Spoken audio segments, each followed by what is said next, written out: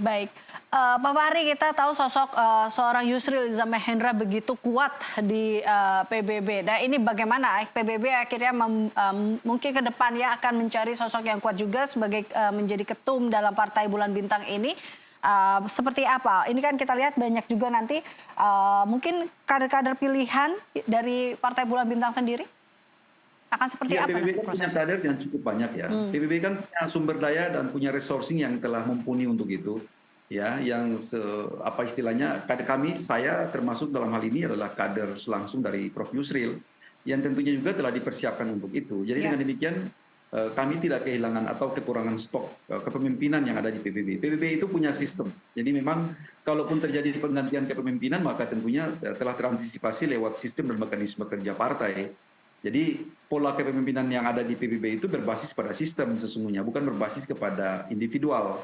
Jadi walaupun Prof. Yusril telah 25 tahun, 26 tahun mengabdi di partai politik, tapi kalau ketika misalnya beliau menentukan pilihan untuk meninggalkan partai politik, maka tentunya kami punya sistem telah bekerja ya dengan mempersiapkan kader-kader terbaik gitu untuk mengambil estafet dan keberlangsungan kepartaian gitu ya. Jadi partai tidak akan kehilangan figur ataupun kehilangan sumber daya tentunya. Kami semua telah siap. Saya sendiri juga dipersiapkan untuk itu. Mungkin teman-teman yang lain juga telah dipersiapkan untuk itu. Jadi kapanpun dibutuhkan oleh partai politik untuk menjadi ketua umum, kami semua telah dalam posisi yang sangat siap untuk mengambil estafet kepemimpinan. Oke, kita lihat Mungkin tadi figur-figur itu termasuk diantaranya Pak Fahri ya. Di sini menjadi salah satu figur yang mungkin saja akan menjadi ikon dalam Partai Bulan Bintang selanjutnya ya, ya, memimpin di sini. betul.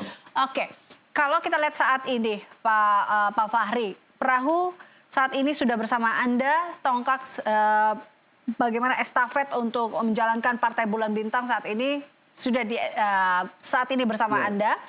Nah, bagaimana kemudian selanjutnya? Apa langkah selanjutnya yang dilakukan oleh PBB pasca mundurnya Yusril Iza Mahendra?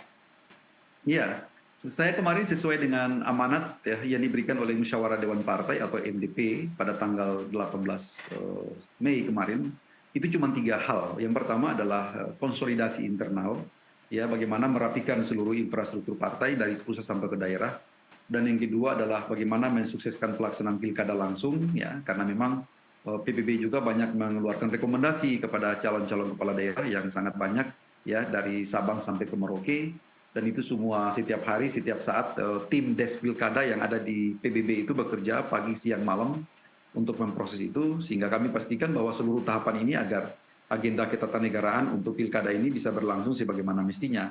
Dan yang ketiga adalah bagaimana mempersiapkan dan memproyeksikan pelaksanaan muktamar pada tahun 2025 yang kami rencanakan diadakan pada akhir bulan Januari 2025.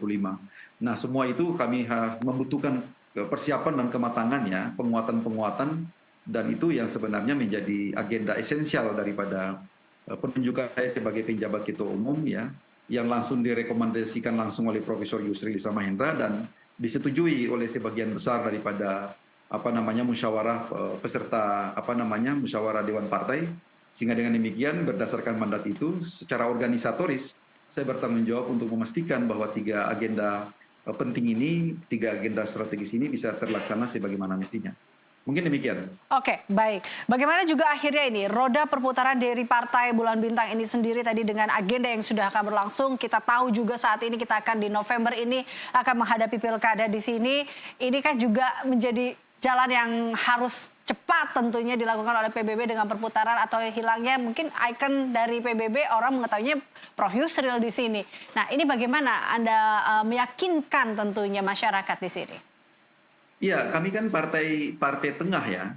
PBB ini kan partai tengah, partai Islam modernis yang tentunya selalu mengedepankan prinsip-prinsip moderat, prinsip-prinsip demokrasi, prinsip-prinsip supremasi hukum. Nah, jadi identik ataupun transformasi nilai seperti itulah yang barangkali akan kita wujudkan atau kita bentuk ya, konfigurasi langkah sikap dan program-program kita yang nantinya akan kita perkenalkan di masyarakat.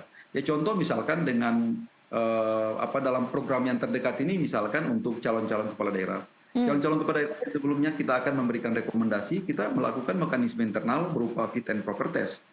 Apa itu fit and proper test? Bukan saja kita melakukan tracking secara administratif dan personal, profiling terhadap personal seseorang itu, tetapi bagaimana juga mentransform, bagaimana juga bisa mengalirkannya visi misi ataupun program partai agar itu juga sejalan dengan apa yang akan dipikirkan atau akan diperjuangkan oleh kandidat kepala daerah itu.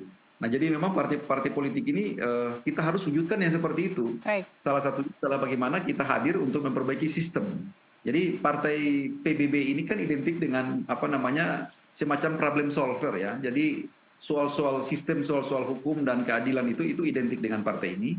Dan itu yang senantiasa kita akan dorong, kita akan wujudkan dalam segenap langkah konkret kita kepada masyarakat. Baik itu melalui rekrutmen politik, baik itu melalui apa namanya mendorong apa kandidat-kandidat kepala daerah yang akan bertarung di setiap pilkada, setiap jenjang, ataupun mungkin program-program aksi yang lain. Kami selalu siap untuk bangsa dan negara. Bahkan hari ini misalnya dengan kapasitas saya sebagai ahli di bidang hukum tata negara, ya sebagai pewaris atau mungkin pelanjut dari pikiran-pikiran besar Profesor Yusril Issamahendra, itu senantiasa akan hadir untuk mengawal pemerintahan ini. Kami juga berada dalam poros besar pemerintahan terpilih Pak Prabowo dan Pak Gibran, dan PBB akan ada di garis terdepan untuk bagaimana mengawal jalannya atau roda pemerintahan itu sendiri dalam koridor kerangka-kerangka hukum atau dalam kerangka bersistem agar semua ini betul-betul berjalan sesuai dengan rel yang konstitusional.